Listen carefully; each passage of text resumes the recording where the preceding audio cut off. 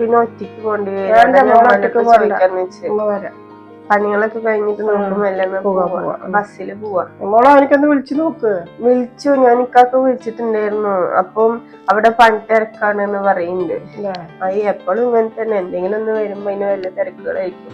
ശരി, ഞാനിന്നാ പോയിട്ട് റെഡി ആവട്ടെ, എടുത്ത് വെച്ചിട്ടുണ്ട്. ശരി. നിങ്ങള് പോണത്? അത് എനിക്കിന്ന് സ്കാനിങ്ങും ഡോക്ടറൊക്കെ കാണാനുണ്ട്. അപ്പൊ ഉമ്മാന്റെ ഒപ്പം അങ്ങോട്ട് പോവാന്ന് വെച്ചിട്ടായിരുന്നു. അതെ, നീ ആസ്പത്രിക്ക് പോവാണോ സൺകുട്ടിന്റെ ഒപ്പം? അപ്പൊ ഞാൻ പറഞ്ഞു, നീ മറന്നാ? എന്താ ഇന്ന് നീ വീട് കുറ്റീസിക്ക് പോവാന്ന് പറഞ്ഞോണ്ട് സാധനങ്ങളൊക്കെ വാങ്ങി അവിടെ വെച്ചിട്ടില്ലേ? അയ്യോ, മറന്നത്.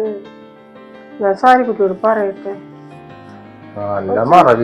ഒന്ന് വന്നാ മതി. മോള് പറക്കൂട്ടാ.